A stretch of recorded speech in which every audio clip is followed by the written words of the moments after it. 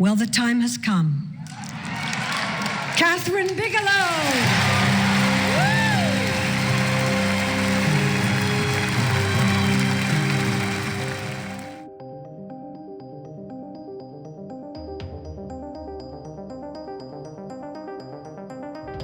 At 9:30 in the morning at the Bruin, there were these screenings, which was on Saturday morning. It was a terrible time to show them, but people came once the word got out. And I went to almost every one of those and watched people afterwards and talked to them. And come on, how are you gonna manage?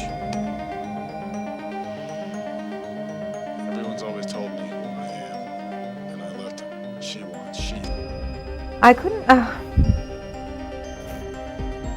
I read the story, the script, and it was just fascinating to me. It was certainly about a subject matter I knew nothing about. I didn't know where this incident really took place. I had never heard of Dr. Oliver's death. And it was just fascinating story. Excuse me. We can't allow it. He's all right.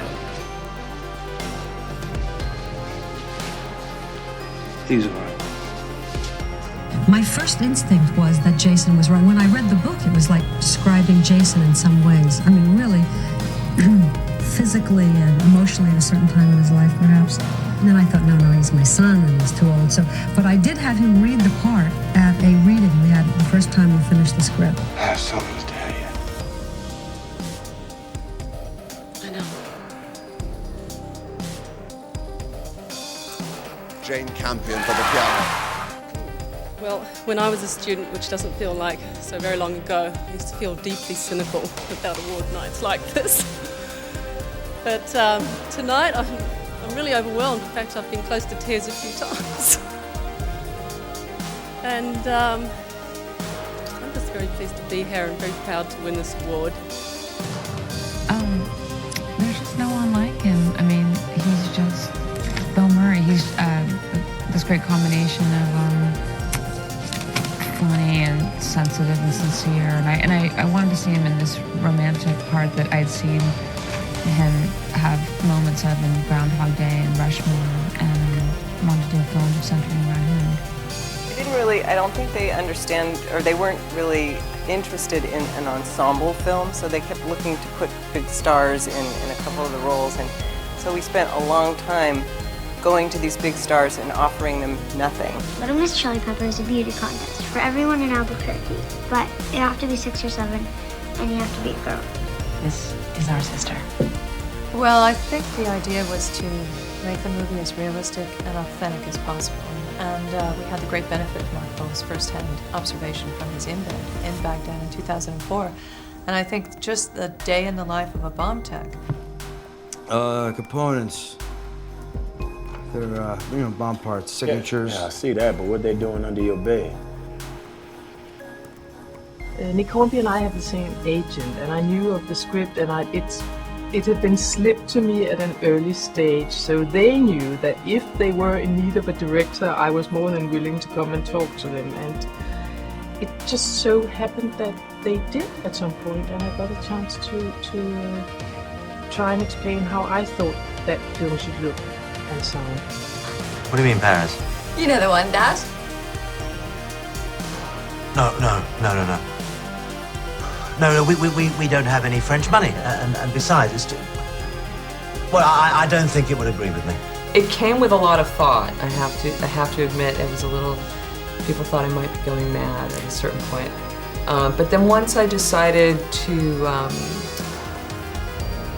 go for Annette, and Julianne was on board with that. Are you in love with him? No. No. Are you straight now? No, it has nothing to do with that. You need those pillars to be solid. Then, if they are willing and they are flexible, you can read that in them and you can understand whether they would then work very well with some local actors. And so the next tier was, not tier, but the next category was actors from Missouri who did have experience. Hi, how you doing? Sergeant Shaw. Ree Dolly. Nice to meet you. So what brought you down here today, Ree? I wanted to find out more about the $40,000 I get for signing up. The raid in Abbottabad in Pakistan is maybe one of the most reported on events in modern American history.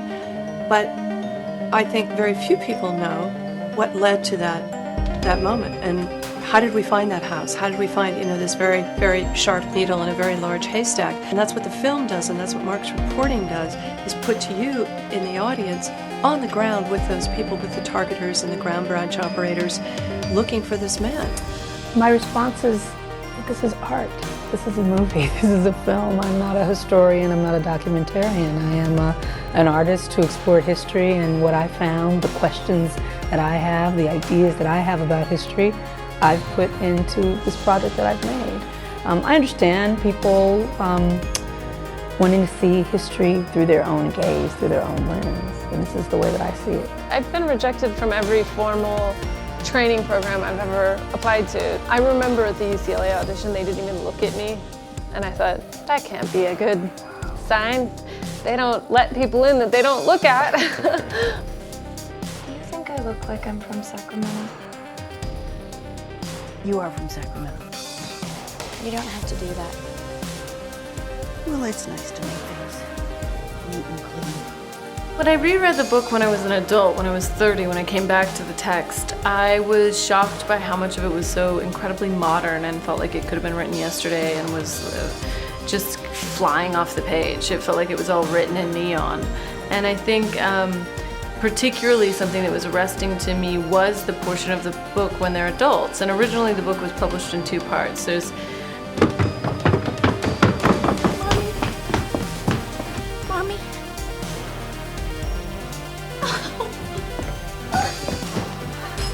I've been thinking a lot lately of how I keep going when things get hard. And I think it goes back to something I learned when I was a kid. When I was growing up in China, my dad and I used to play this game. We would memorize classic Chinese poems and texts, and we would recite it together and try to finish each other's sentences. Bo never knew his parents, and we never had kids. If I didn't stay, if I left, it would be like he never existed. What I wanted to do was try and write a film about a woman, an ordinary woman, and how an ordinary woman might take revenge in the real world. And that's very rarely reaching for a gun. It's sort of more weird and sort of twisted than that. So I guess Promising Young Woman is a sort of twisted female revenge. Oh, you, hi. 1 coffee, hold the spit. She spat in my coffee last time. I'm back because I think you gave me a fake number the other day.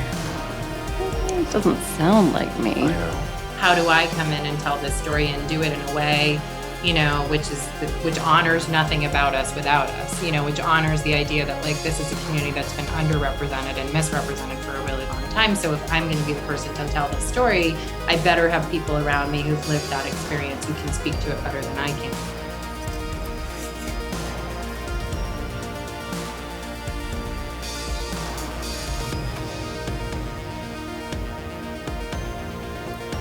I love directing because it's a deep dive into story, yet the task of manifesting a world can be overwhelming. The sweet thing is, I'm not alone. On The Power of the Dog, I worked with actors I moved to call my friends.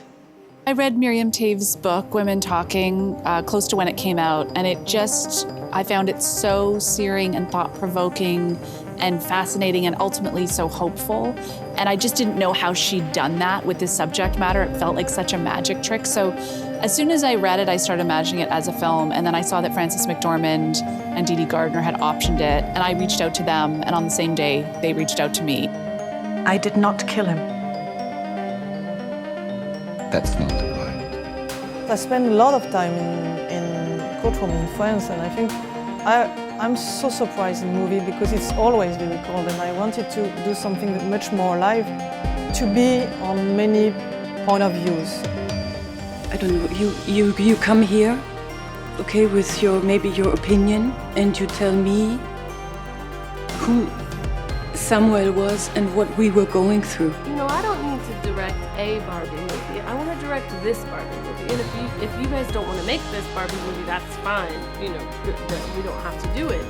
But I think it was that, and then, you know, really, Margot really, God, she fought for everything to be in it, and she said she totally got 110% on board with what we were trying to do, which was like, instead of pretending it's all perfect. Well, I think that, you know, you're talking about exactly the thing that I was hoping that we're able to do. To me, it was really about many different things when it comes to what it's like to live our lives and grow older and move places and move on with certain things, because I think that that is something that we're always having to do regardless, no matter who you are.